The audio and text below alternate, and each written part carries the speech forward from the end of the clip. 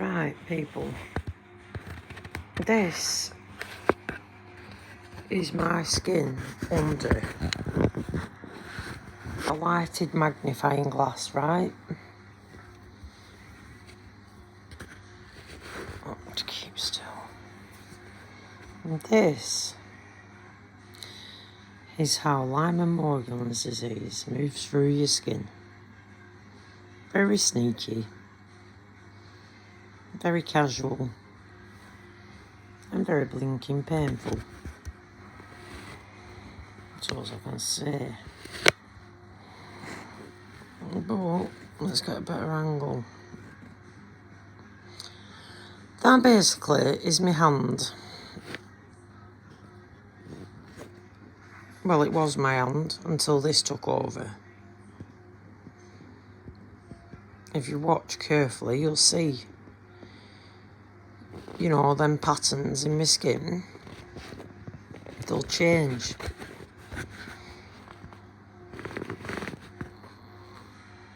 Like, it looks blue there at a minute. Then it'll turn to like a mottled effect. Oh God, I can't get a good angle.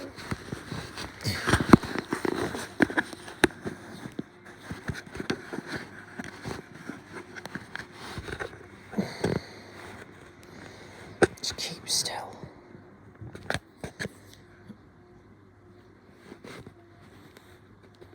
I think that's best I'm going to do because I ain't got a proper camera set up,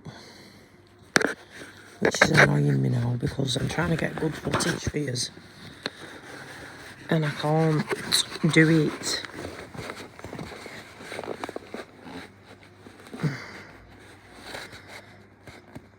Alright, let's zoom in. Right. I'll just keep it there for now.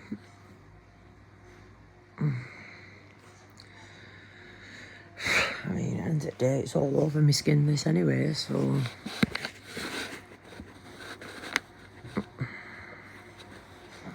But this is basically how Morgellons moves through your skin. Or should I say, Lyme. Shouldn't even have a separate name. What, just because we get fibres? It's like, hello. We only get them because we're infected with Lyme.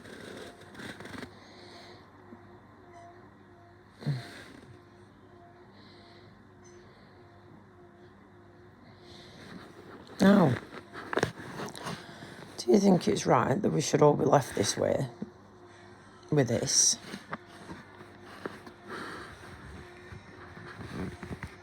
It's not just the look of it, it's the pain every day is just, leave me alone, please. I've had enough. And then I get to a point where I can't cope anymore. I wish I were dead. Because what kind of life is this anyway? But then, no. I want my body back and my mind. I want to be myself again. And I want to keep still because I'm getting mad with myself now. Like, where should I go? I'll go there. I'll go there, right. I'll leave it. But you'll see anyway, as the pattern of my skin changes, you'll see what I'm on about.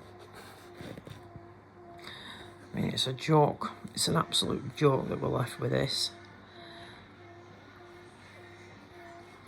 Like I say, COVID's on scene now, and look at state at government. They haven't got a clue what they're doing, and do you know, all them deaths from COVID are down to the government and the medical field's ignorance on Lyme and Morgellons disease. Because not one of them have bothered to look into any of the patients' claims of what's going on. just like gone off whatever's in the textbooks, yeah, and stuck to that like it's a gold star and that's right and I'm wrong. Well, I'm sorry, but can you see this? One thing I've never been into is, well, mental illness. I hate it with a passion because I was brought up with it with my mum. So to be labelled with this, delusions, or parasitic, whatever it is they call it, I can't accept it, and I won't accept it. It's took my identity from me, you know. I'm not me anymore. I never used to moan, complain, nothing. I was just happy to be alive and have my own little family going on with my kids. Great group of friends, loads of cousins, you know, to go out with every weekend. But, like I say, I got this. None of them came to see how I was. Whereas if it were the other way around and it were any of them, I'd have been there for them 100%. I wouldn't let them suffer alone.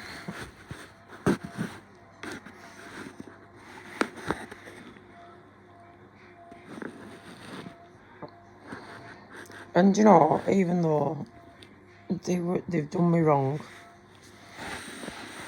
I miss them. How mad's that? But it's past the point of repairing any kind of relationship with them after what they've done to me when I've been really ill. And I mean, yeah, if they came and they said sorry, they're in the wrong, blah blah, you know, I'd appreciate that. And then I'd think on whether I could ever bond with them again. Because honestly, to leave your cousin, who is more like your sister, you know, housebound for 5 years, and instead of coming up and seeing if I'm okay, because they was apparently worried, because before I got this illness, I was very active, and I was always visiting all family members. I've got a large family. So then all of a sudden I'm not visiting, you right? Instead of coming up here to check how I am, which is what you do, they all chose to go to my nana's and do a load of bitching instead, you know, coming to their own conclusions. Apparently my husband was stopping me going round. No, he wasn't. One day I got that upset in my nana's. Do you know, it took me 8 hours one day to get this wig on my head. It wouldn't sit right. I hated it. Honestly. And the anxiety was too much, but I really wanted to see my nana. So, you know, I forced myself to go around. Took all that time to get that bloody wig on. And all I were doing was getting in car and then walking in her front door. So there was no need for a wig, but I can't tell you how ashamed I felt with the way I looked. And if anyone were to say, what's wrong with you? I didn't have an answer. So nobody knew I were ill for the first few years, really. Well, my cousins did, but they come to their own conclusions like they do. But I'm not being funny. Words mean nothing. It's actions. Actions speak louder than words. And honestly, I genuinely cared about them all. Loved them. I'd have defended them no matter what.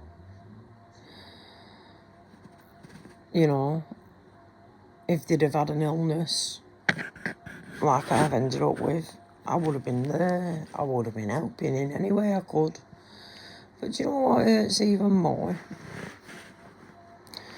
The fact that not one of them took my kids into consideration and how they are being affected by witnessing all this with the mum. And they know that my kid's dad ain't really brilliant, yeah. But not one of them thought, oh, you know, we won't take kids out for a day. Because I was an active mum. And I took my kids out all the time. Fun days out, park, adventure places. I were always doing something, you know. And then I couldn't, and it killed me. I felt guilty for being ill.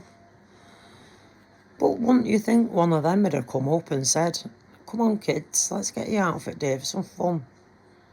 Or whatever, just give them some relief from what they're witnessing.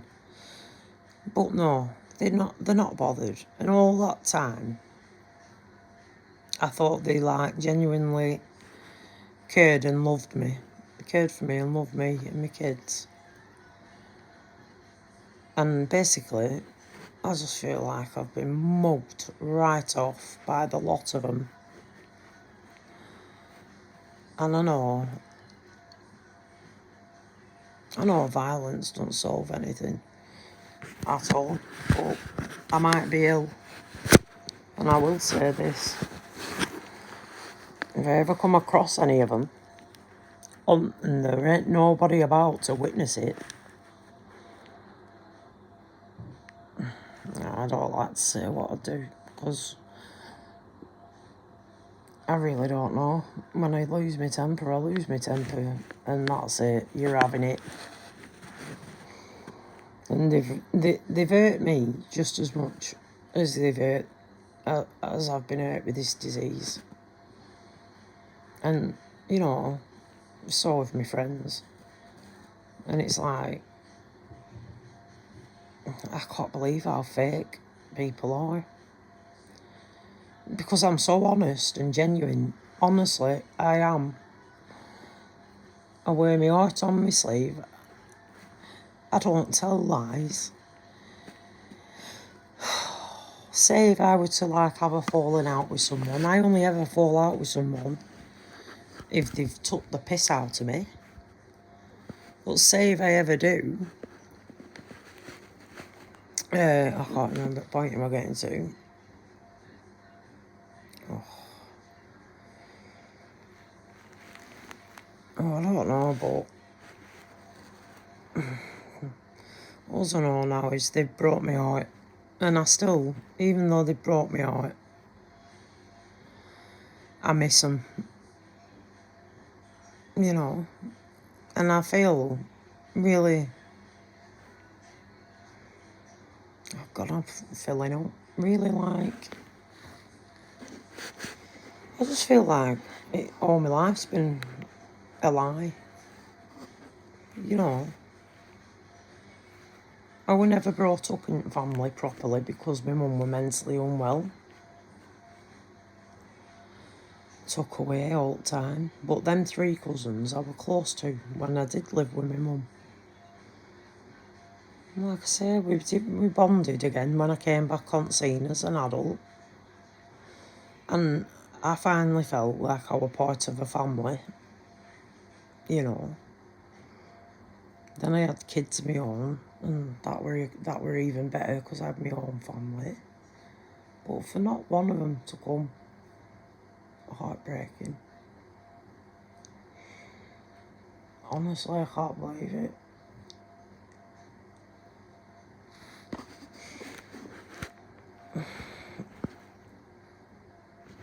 I'd love it if I didn't care and I were one of them evil gets.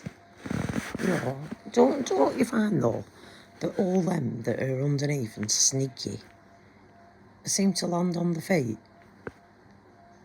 They do all this bad stuff, but they never get any health problems. They're always lucky. It's like, do you have to be like that to get anywhere in this life or what? But I can't change who I am. I'm me, and I just can't do things. I can't be underneath. But them three, like I say, cousins I've got, they're all sisters. And they've brought me out.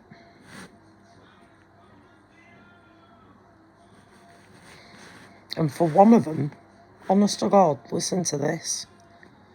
A week before I were getting married, she come round to my house crying, saying she wanted to see me getting married and she wants us to make up and blah, blah, blah, blah, blah.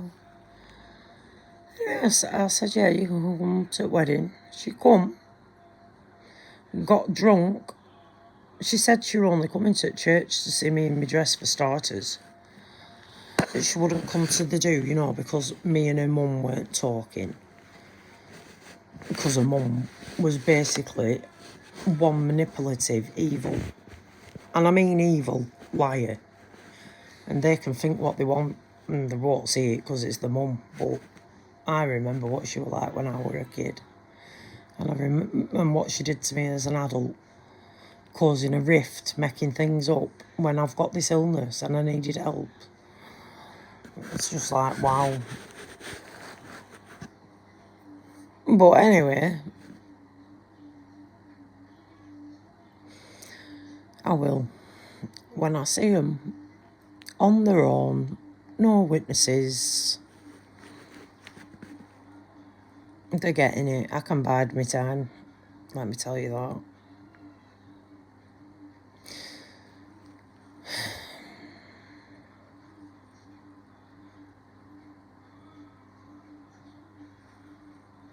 God, this Rex. Wait.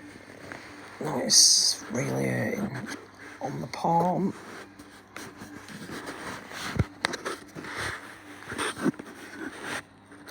I know I've just rambled a load of mumbo jumbo to you then, haven't I? But I don't know. It's like DJ. It's like a little therapy session doing these videos in a fashion. If I can keep still. God, you're not going to sin out at this rate, are you? Oh, do you know?